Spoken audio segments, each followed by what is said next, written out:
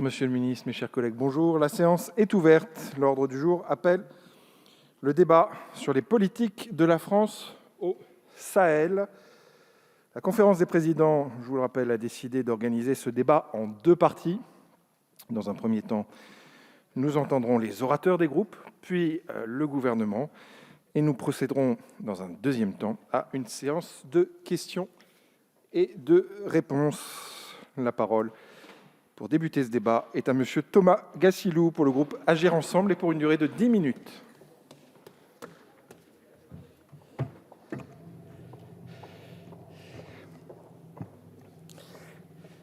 Merci, Monsieur le Président, Madame la Ministre, Monsieur le Ministre, Madame la Présidente, mes chers collègues.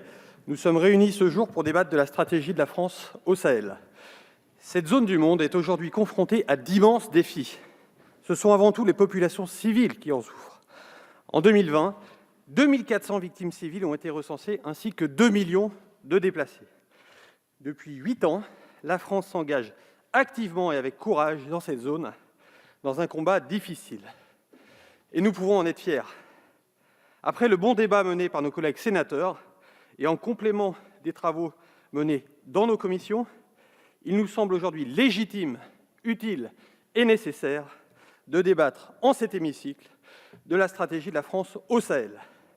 Par souci d'efficacité, nous avons souhaité attendre les conclusions du sommet de N'Djamena pour mener cet exercice démocratique. Ce débat est d'abord celui que nous devons aux hommes et aux femmes de nos armées. Ce débat doit se tenir, car les enjeux sont immenses, comme les coûts consentis par la nation. Le coût humain, avec le prix du sang payé par nos armées. Le coût financier, avec un investissement pour la nation de l'ordre de 1 milliard d'euros chaque année. Notre mission de contrôle et d'évaluation des politiques publiques nous impose donc ce débat. Tenu ici même, il permettra à chacun de dépasser les champs de compétences spécifiques de nos commissions pour tendre vers une approche globale. Par ailleurs, si la force de notre Constitution est de conférer au chef de l'État une très grande autonomie dans l'usage de la force, ce qui est un atout stratégique indéniable pour notre pays, nous considérons que cela ne fait que rajouter à l'exigence d'un Parlement impliqué, très impliqué sur le suivi des opérations. Enfin, nos concitoyens nous questionnent sur le sens de notre stratégie au Sahel. En tant que représentants du peuple, il est de notre devoir de leur apporter des réponses. Et nous vous remercions, Madame et Monsieur les ministres, pour votre participation directe à ce débat. Permettez-moi pour commencer un bref rappel de la situation. En janvier 2012, une nouvelle rébellion éclate au nord du Mali. Une nouvelle, mais pour la première fois, les nomades s'allient au mouvement salafiste Ansardine et à d'autres mouvements islamistes. Un an après, menacés plus près au sud de leur capitale, les autorités maliennes appellent la France à l'aide. Le président François Hollande accepte et nos armées déploient en un temps record une opération aussi audacieuse que foudroyante, l'opération Serval. 2 ans après, en juin 2015, les accords d'Alger sont signés entre l'État malien et les groupes armés. Ces accords fixent une feuille de route politique pour le Mali via des actions de régionalisation, d'intégration, de désarmement et de réconciliation. Avec l'appui de la MINUSMA et la signature des accords, 2015 aurait pu être une première porte de sortie que nous avons peut-être manquée.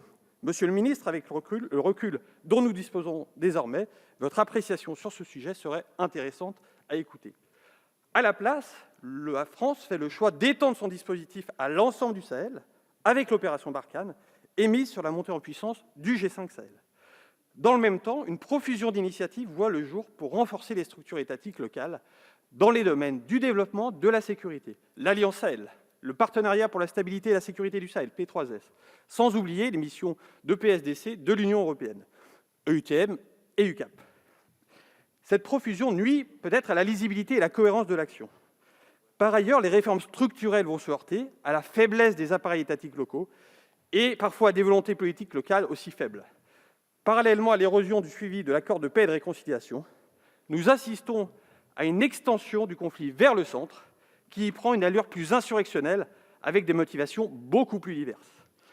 En 2017, une nouvelle impulsion est donnée par le président de la République Emmanuel Macron en mettant l'accent sur le développement avec l'approche autour des 3D. Mais fin 2019, la situation n'est pas bonne.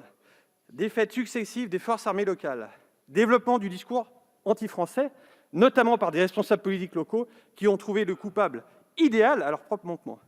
Puis, tragique accident d'hélicoptère le 25 novembre, qui coûte la vie à 13 de nos valeureux soldats. Nous devions reprendre l'initiative.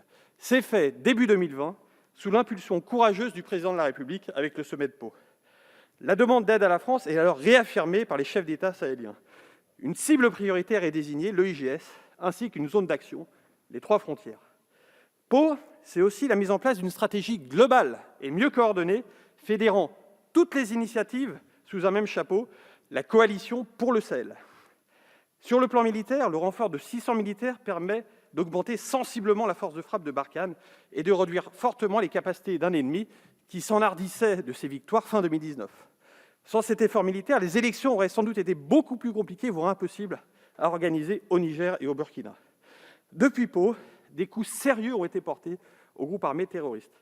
En parallèle, les armées sahéliennes se renforcent, reprennent confiance et se structurent davantage autour de la force conjointe du G5 Sahel, redynamisée sous l'impulsion de ce commandant, le général Namata. En termes de gouvernance et de développement, des efforts sont réalisés, mais le bilan reste trop léger, malgré un consensus international très large, et tout particulièrement européen. À l'été 2020, la dégradation du climat politique à Bamako a conduit aux manifestations de la population, au renversement du pouvoir en place par des militaires et à l'installation de nouvelles autorités politiques de transition. Elle s'engage à suivre la feuille de route démocratique de la CEDEAO pour tenir des élections libres au printemps 2022. Par ailleurs, nos alliés européens, déjà présents à nos côtés depuis le début de l'opération Barkhane, franchissent un palier de leur engagement avec le déploiement de la Task Force Takuba. Madame la ministre, nous saluons vos efforts intenses dans ce domaine. La prise de conscience est là, la trajectoire d'européanisation est positive, mais il nous faut l'appréhender avec réalisme. Les renforts européens sont précieux, mais fragiles. Ils auront besoin d'être encore durablement renforcés et accompagnés pour produire des effets déterminants. Si les résultats obtenus sont réels depuis Pau, la situation sécuritaire au niveau régional demeure préoccupante. Il y a 15 jours, à N'Djamena, des avancées importantes sont actées et nous les saluons. Déploiement d'un bataillon tchadien de plus de 1000 hommes au sein de la force conjointe du G5 Sahel, qui va dans le sens de la sahélisation des opérations. Alignement des volontés politiques pour la neutralisation des chefs djihadistes, dont Yad al-Khali et Amadou Koufa. Et surtout, appel au sursaut de la composante civile pour un retour de l'État et des services publics au travers d'une stratégie interministérielle pilotée par les chefs d'État eux-mêmes. Ainsi, le rester autrement que nous avions proposé dès le mois de décembre dernier est esquissé. En effet, la marge de manœuvre stratégique que nous avons durement gagnée doit être maintenant habilement utilisée. C'est pourquoi nous proposons d'ouvrir un 3e acte, qui doit être avant tout celui de l'appropriation par les Sahéliens, appuyé par une Europe plus unie. Ce rester autrement, nous l'imaginons comme une stratégie fondée sur la responsabilité, la souplesse et la discrétion. Responsabilité, car la réconciliation nationale, le développement et les réformes de gouvernance sont les conditions sine qua non d'une résolution de crise durable, et tous sont aux mains des Sahéliens eux-mêmes. Aujourd'hui, les conditions sociales et économiques, la dégradation ou l'absence de rapport à l'État fournissent à l'ennemi un réservoir illimité de recrues. Le recours à la force est utile, mais il ne fait que donner du temps à la mise en œuvre de solutions politiques. La paix ne sera effectivement gagnée que lorsque le modèle société proposé par les États locaux sera plus attrayant que celui des djihadistes.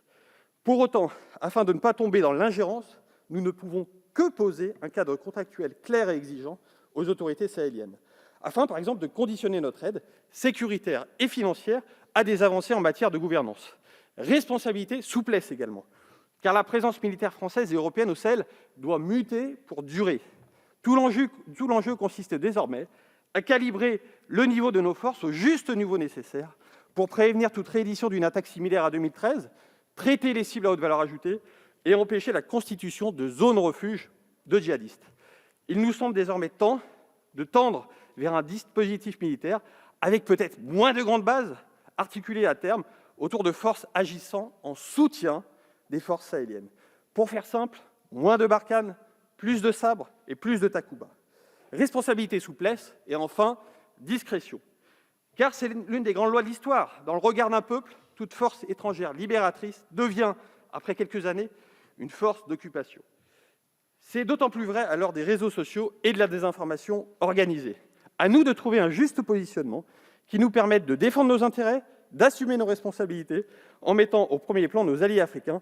C'est ainsi que nous parviendrons le plus rapidement à l'atteinte de nos objectifs. Ainsi, Madame la Ministre, pouvez-vous nous éclairer sur l'engagement à ce jour et futur des Européens pour intégrer Takuba? Où en est le déploiement de la force de l'Union africaine? Monsieur le ministre, la question du Nord Mali reste en partie dans les mains de l'Algérie. Comment jugez-vous l'implication de ce pays? Comment le surge civil annoncé à N'Djamena se matérialisera concrètement? Enfin, pouvez-vous tous deux, chacun à votre niveau, nous faire part de votre feuille de route pour la mise en place dans les prochaines semaines de la coalition pour le Sahel à Bruxelles? Voici, mes chers collègues, la vision que le groupe Agir Ensemble souhaite porter pour notre stratégie au Sahel. Seuls les Sahéliens ont la solution, mais les Sahéliens seuls n'y arriveront pas. Notre honneur et notre devoir est d'être à leur côté dans une mutuelle franchise. Il est temps maintenant de gagner la paix. Cette victoire nécessite un travail de lucidité politique et il est devoir du Parlement d'y contribuer. Je vous remercie.